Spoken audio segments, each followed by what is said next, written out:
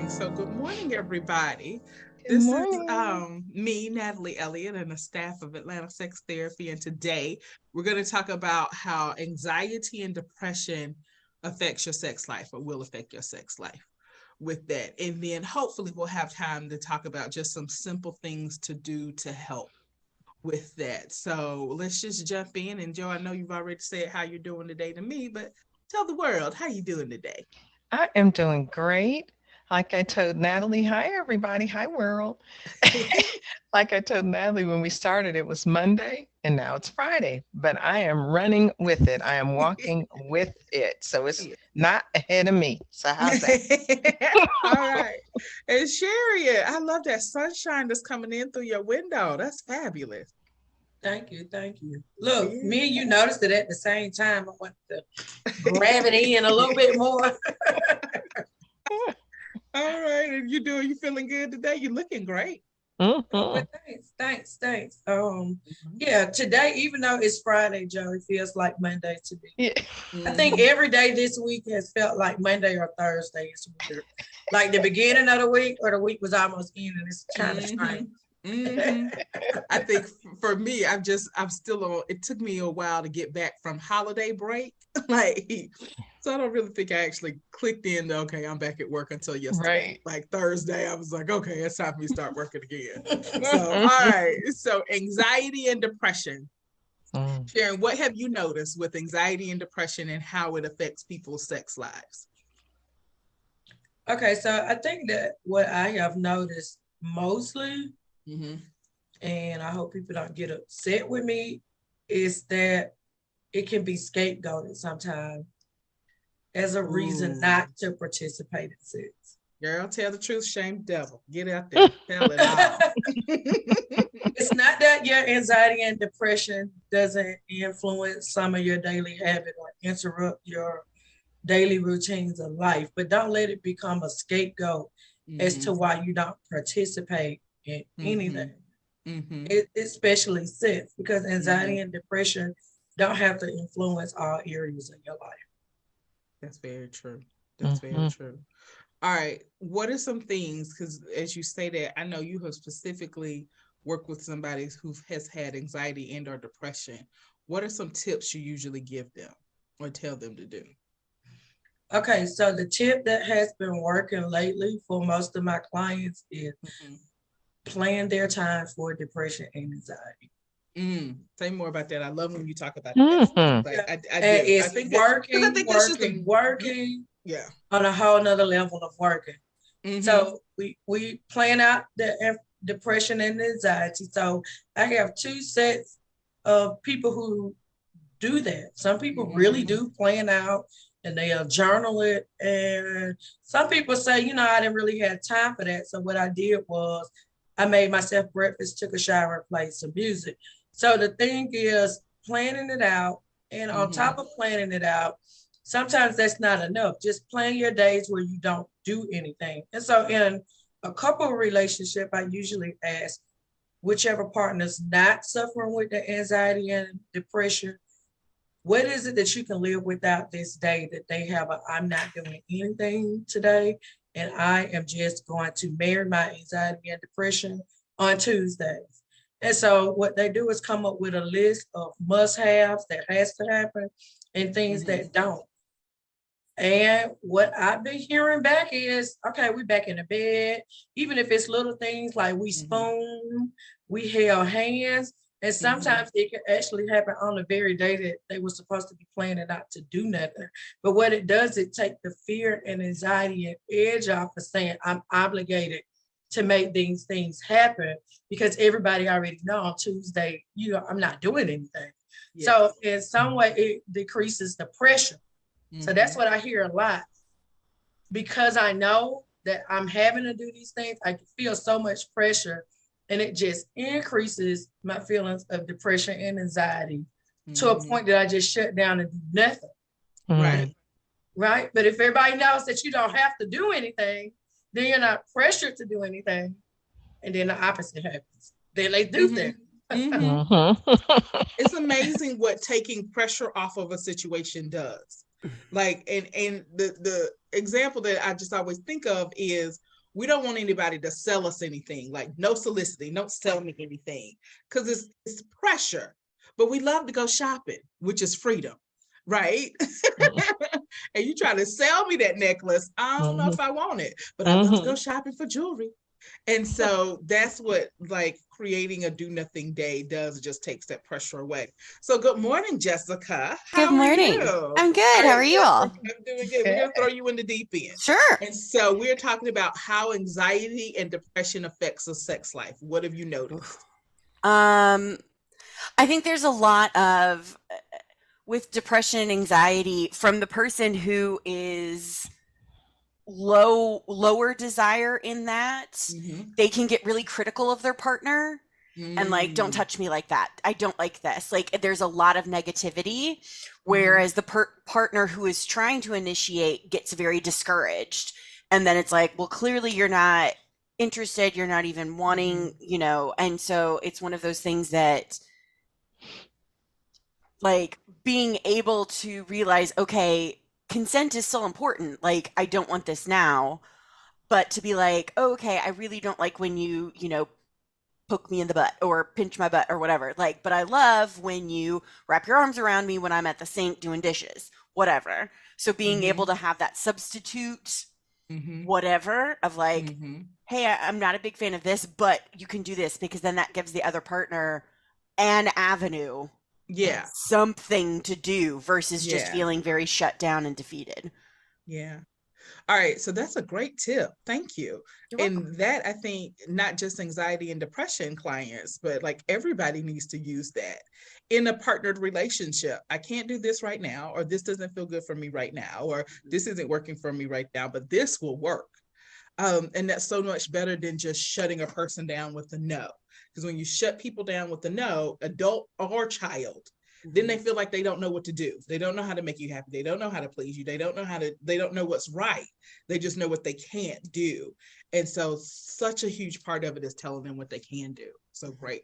All right. Any more tips you have for couples struggling with anxiety and depression in their sex life? Or impacting their sex life? Sure. The first thing that comes to mind is kind of solution focused based. So finding the exceptions. So typically depression can be, I feel terrible all the time and it never lets up.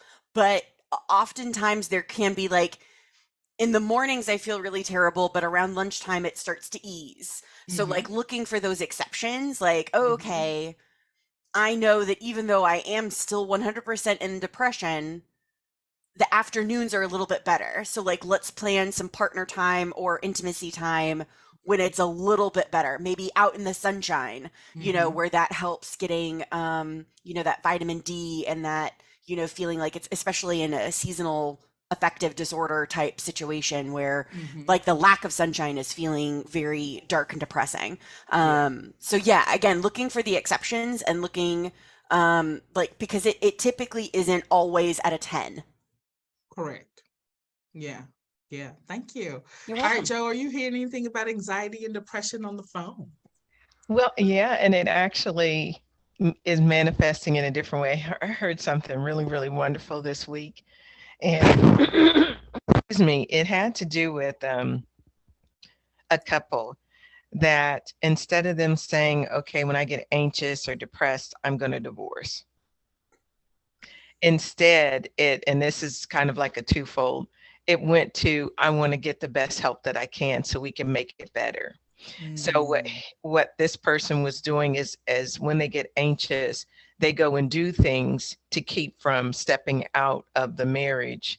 So they do more activities, and the more anxious and depressed they get, they do activities. They go, you know, maybe exercise more. They go do, you know, activities. So it was more along the lines of, what can I do to throw that off? And this is kind of the question as opposed to the answer of what to do, which is what you are answering now.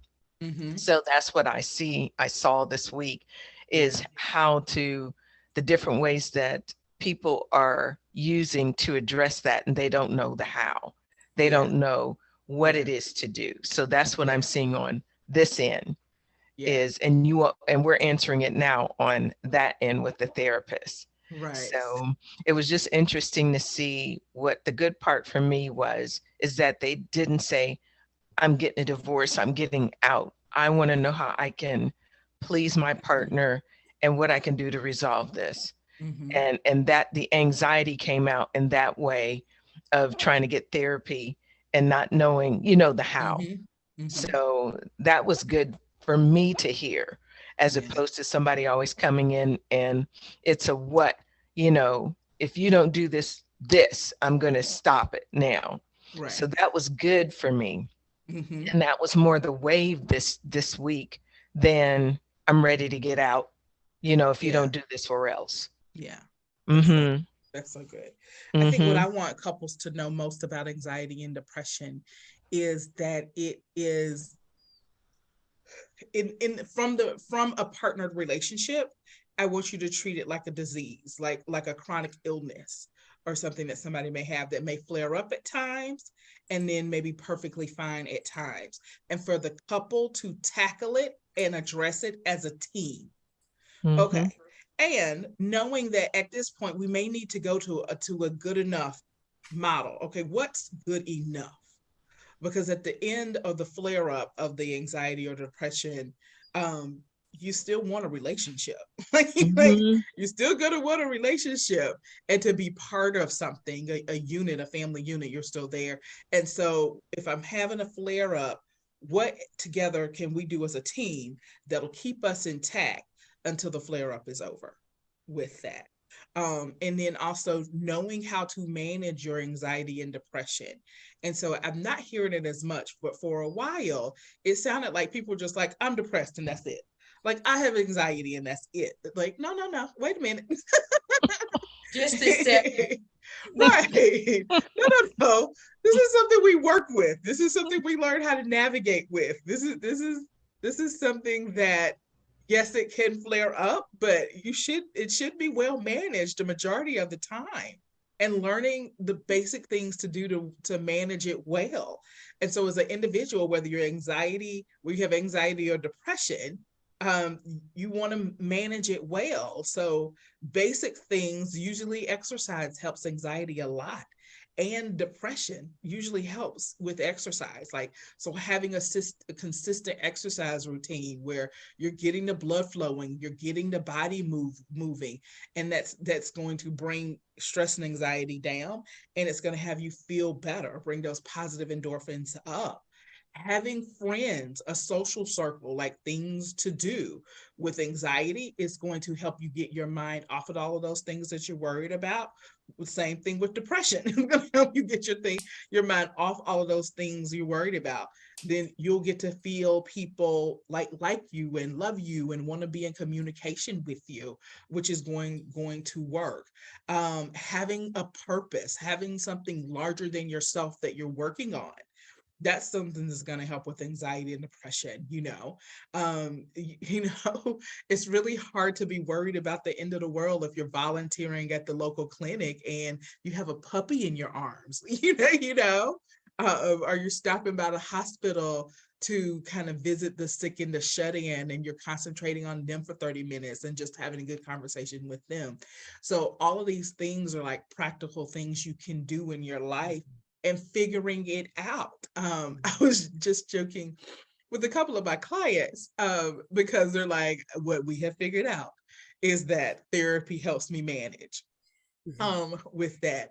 And so if that works for you, that works for you. And so find the recipe for what works for you with that. And so whether it's doing this or doing that, like, know that, and then make sure your partner knows that, and then keep track of that to figure out, okay, when your flare-ups are coming and why they're coming and what needs to happen. Because ideally, you could get to the point where you can mitigate a flare up. Like, you can see, oh, if I'm not careful, I'm heading this direction. I've fallen off my exercise routine. I got laid off from my job, and one of my kids just got diagnosed with something like that would have anybody Mhm. like Mhm. going toward a flare up. Okay, I see it coming. I know what's happening. This isn't good. I feel it myself.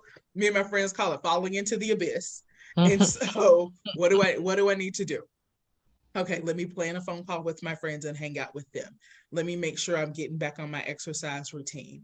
Let me find something that I can do that's going to be like joyful and distracting and whatnot.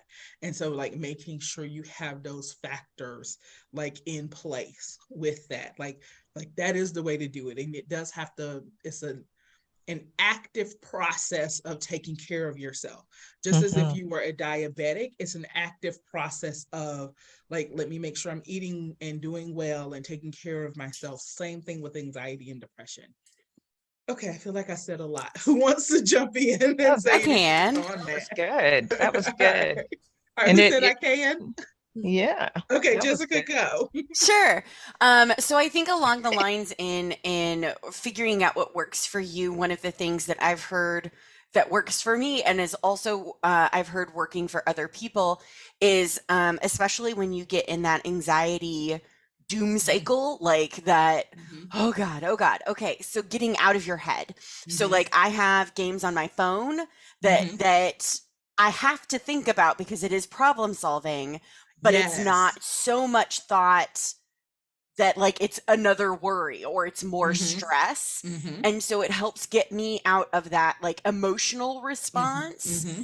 and thinking more logically about how to solve a problem. And if I do that for, 5 to 10 minutes, I'm like, okay, it doesn't feel as bad. Like, Yeah.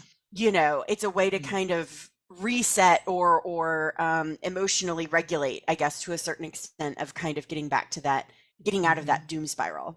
Definitely so. Okay, Sharon, did you have anything that you want to add to Well, all of yeah, that? I'm go back to when we were talking about the sex and the anxiety. And I know that sometimes if you just make a list for your partner and tell them the things that you like, you exchange a list like, oh, I like for my neck to be kissed, or I like for my this to happen or that to happen. Mm-hmm. Sometimes that can reduce some of the anxiety, Mm-hmm. right? Because now it Mm-hmm. gives you lists to think about.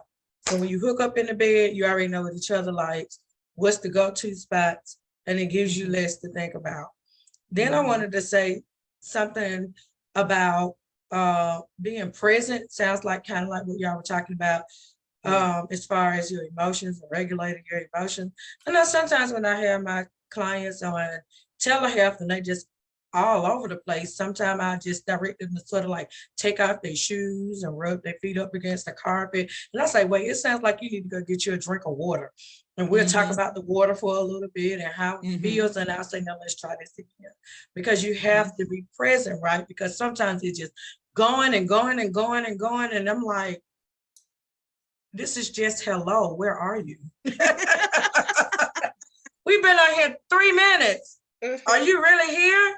Yeah. And sometimes I state the time. Hey, it's 6:05.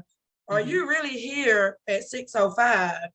Where are you? Because I mean, you've Mm-hmm. just taken off, right? So kind of like just recentering yourself sometimes, even in the moment of sex or things that you just feeling pressured about, can be Mm-hmm. extremely, extremely helpful. And sometimes I tell them to stick with the emotion instead of trying to make the emotion disappear.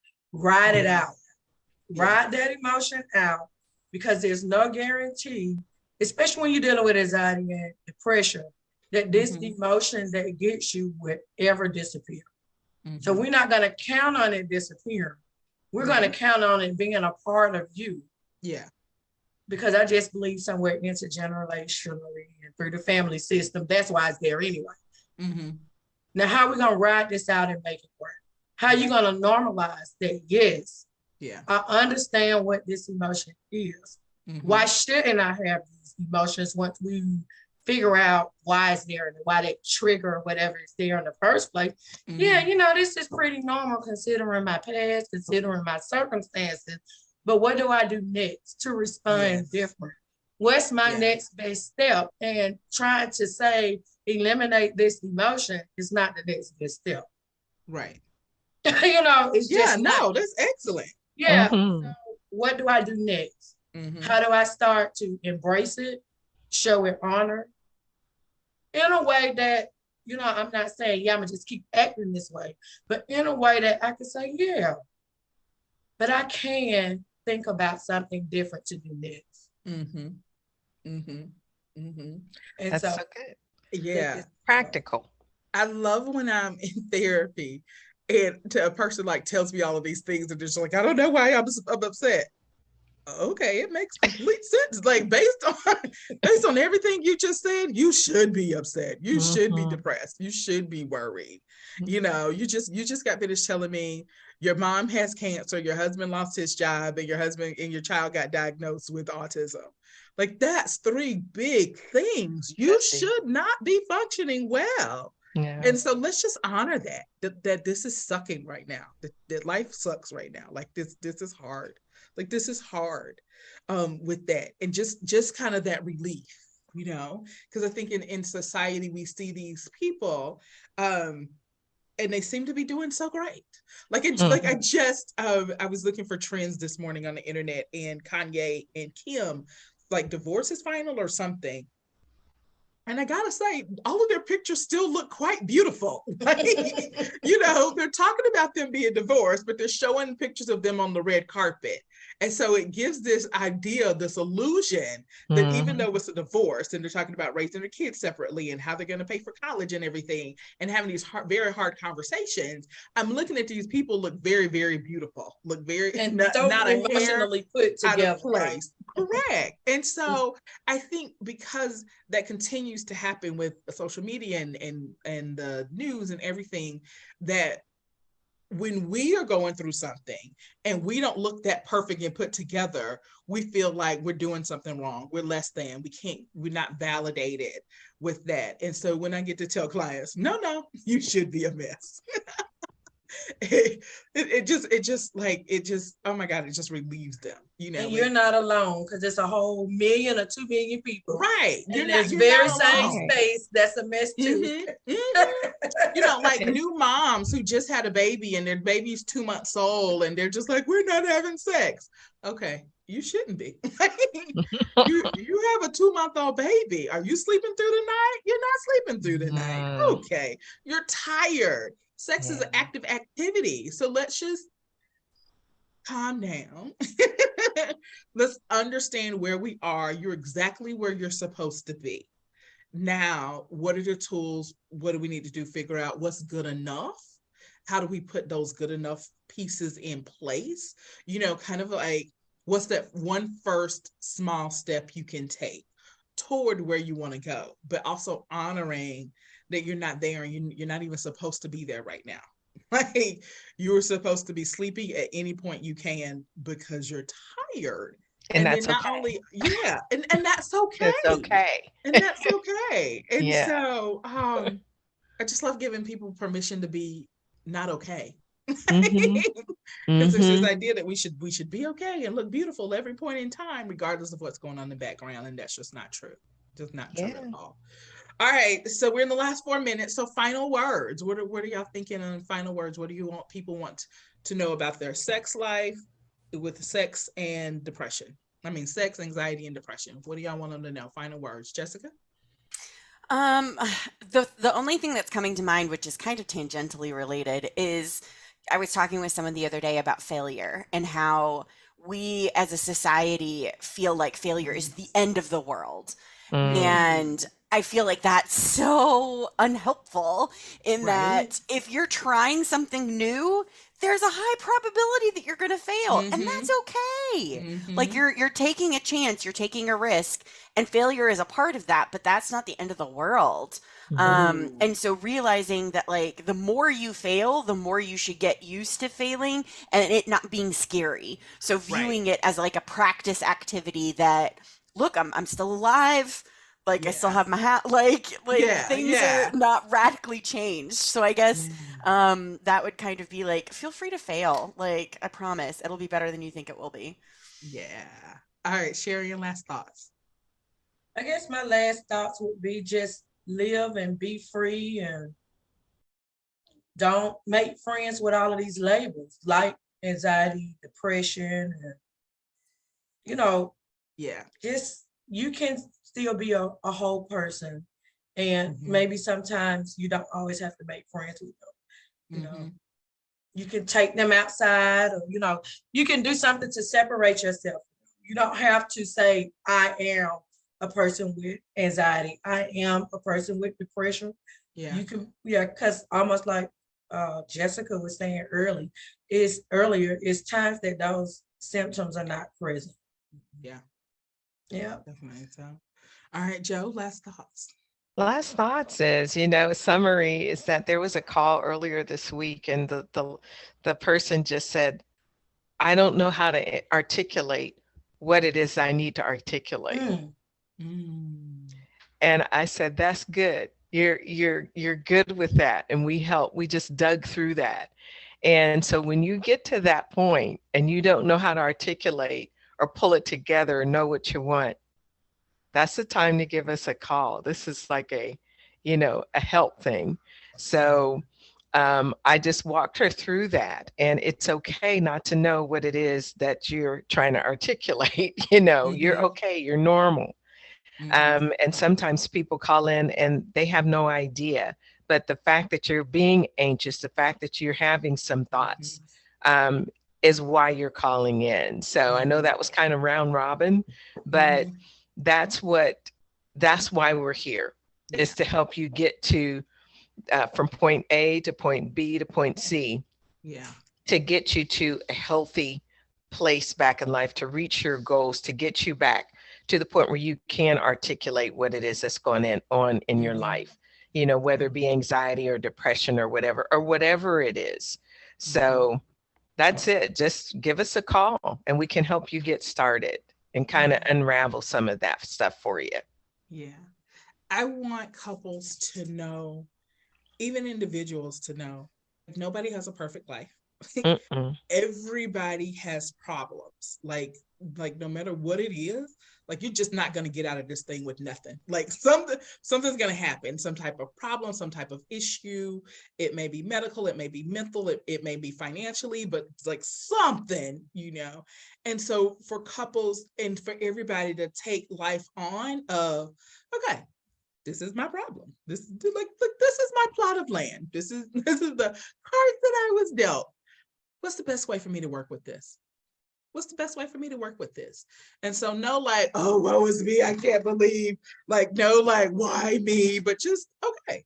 This is the hand that I was dealt. What's the best way for me to work with this so I can still have the best life possible for myself?